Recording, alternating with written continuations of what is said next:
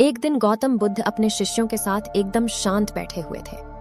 उन्हें इस प्रकार बैठे हुए देख उनके शिष्य चिंतित हुए कि कहीं वे अस्वस्थ तो नहीं हैं। एक शिष्य ने उनसे पूछा कि आज वह मौन क्यों बैठे हैं, क्या शिष्यों से कोई गलती हो गई है?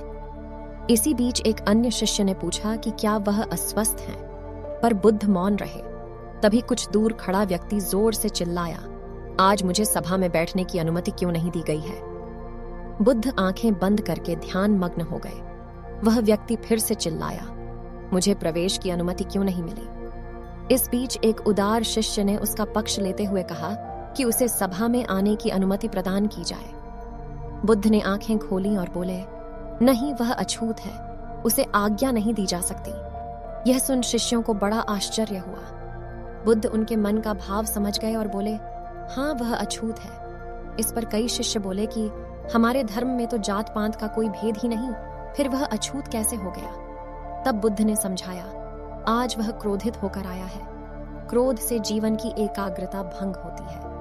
क्रोधी व्यक्ति प्रायः मानसिक हिंसा कर बैठता है, इसलिए वह जब तक क्रोध में रहता है तब तक अछूत होता है। इसलिए उसे कुछ समय एकांत में ही खड़े रहना चाहिए।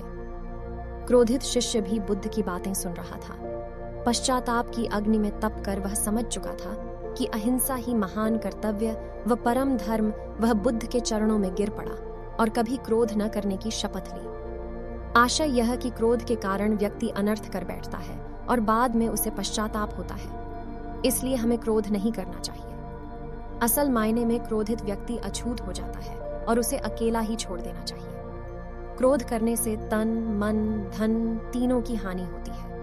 क्रोध से ज्यादा हानिकारक कोई और वस्तु नहीं है। बुद्ध ने कहा भी है, क्रोध को पाले रखना गर्म कोयले को किसी और पर फेंकने की नीयत से पकड़े रहने के समान है। इसमें आप ही जलते हैं। सब्सक्राइब कीजिए हमारे चैनल को और बेल आइकॉन को दबाइए हमारी लेटेस्ट वीडियो सबसे पहले देखने के लिए।